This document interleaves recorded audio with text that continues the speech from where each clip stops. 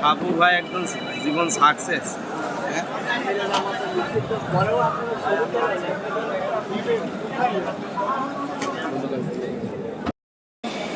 তাদের রেখে যাওয়া আপনজন মা বাবা, আল্লাহ সমস্ত মুলুকিয়াতের মালিক, যিনি চান তাকে কর্তৃত্ব জমিতে দান করেন, আর যখনই চান তখন তার কাছ থেকে কেড়ে নিতে পারেন। তো ইজ্জুমান তাশা, আল্লাহ যাকে ইচ্ছা তাকে সম্মানিত করেন, তুযিল্লু মান তাশা, এবং যাকে চান আল্লাহ তার উপর জিল্লতি বা অপমান চাপায় দেন। ইন্নাকা আলা কুল্লি শাইইন কাদির, ক্ষমতায় যখন থাকে তখন নিজেই রব বনে যান। আল্লাহ হুঙ্কার দিয়ে অহংকার করে দাম্ভিকতাপূর্ণ কথা বলে, এরে মারো, ওরে ধরো, এরা রাখবো না, ওরে নিশ্চিহ্ন করবো, ওরে নির্মূল করবো, ওরে পাকিস্তানে পাঠাবো, ওরে হিন্দুস্তানে পাঠাবো, ওরে আফগানিস্তানে পাঠাবো, আর যদি না পারে তাই আমাজন জঙ্গলে পাঠাই। কত ধরনের কত হুঙ্কার দেওয়া হয়েছে। আলহামদুলিল্লাহ, আল্লাহ তাআলার মেহেরবানি, আল্লাহ এই দেশে আমাদেরকে পয়দা করেছে। আমরা জুলুম, বঞ্চনা, দুর্নীতি, লুটপাট, মানুষের ইজ্জত নিয়ে খেলা, মানুষের জীবন নিয়ে খেলা, এর একটা বিস্ফোরণ।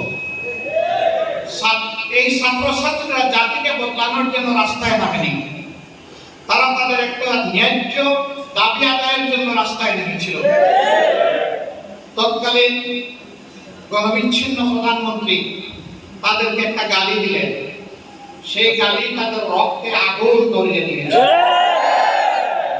ঢাকার মিডিয়া বাংলাদেশ রাইফেলস এখন দেওয়া হয়েছে বর্ডার গার্ড বাংলাদেশ, অর্থাৎ সীমান্তের চৌকিদার, তাদেরকে একটা নিচে নামিয়ে আনা হয়েছে। 15,000 মিডিয়ার সদস্যকে গ্রেফতার করে তাদের উপর নির্যাতন করা হয়েছে। অথচ আমি নিজে তার সাক্ষী, জেলখানায় যখন আমাদেরকে সেই সময় বন্দী করে নেওয়া হয়েছিল, আমি সেই খুনিদের 2-1জনকে দেখতে পেয়েছিলাম। আমি জিজ্ঞেস করেছিলাম, তোমরা বুকে হাত দিয়ে বলো তোমাদের কার কি দায়িত্ব? আপনাদের এই পাশের জেলার একজন, আমি নাম বলবো না, মিডিয়ার সদস্য, সে বলেছিল, স্যার আমি এই ষড়যন্ত্রে সম্পৃক্ত ছিলাম। আওয়ামী লীগ নেতা তুরাবে সমিল এবং তার বাসায় আমরা দফায় দফায় 22টা মিটিং করেছি, এবং সেই মিটিং এর ফসল ছিল পিলখানার এই অভ্যুত্থান, এই গণহত্যা। প্রধানমন্ত্রী জামাই আলমে হত্যাকারীদের সাথে বসলেন রাষ্ট্রীয় অতিথি ভবনে, ডায়লগ করলেন, উন্নত মানের খাবার পরিবেশন করলেন। তারপরে যখন জিজ্ঞেস করা হলো যে আপনারা এই খুনিদের সাথে বসলেন কেন এবং কাদের সাথে বসেছিলেন, তিনি জবাব দিলেন, সেই সময় আমি সবকিছু এতটাই আমি শোকে স্তব্ধ ছিলাম যে কারা এসেছে কারা গিয়েছে বলতে পারবো না।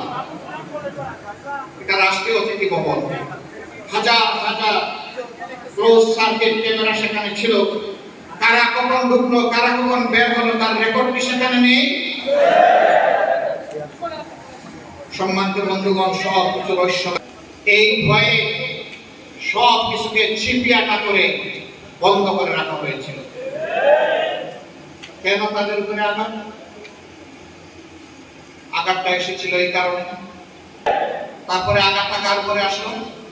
2010 সালের 29 জুন বাংলাদেশ জামাত ইসলামের তৎকালীন আমির, শহীদ আমিরে জামাত মাওলানা মতিউর রহমান নিজামী, নায়েবে আমির, বিশ্ববিখ্যাত মুফাসসির কুরআন, বাংলাদেশের মানুষের কলিজার টুকরা আল্লামা দিলওয়ার হোসেন সাঈদী, আপনাদের পার্শ্ববর্তী এলাকার সিংহ পুরুষ খ্যাত, অন্যায়ের বিরুদ্ধে সবসময় আকস্মিক ভূমিকা যিনি পালন করেছেন, বাংলাদেশ জামাত ইসলামের তৎকালীন সেক্রেটারি জেনারেল শহীদ আলী আহসান মোহাম্মদ মুজাহিদ তিনজনকে গ্রেফতার করা হলো।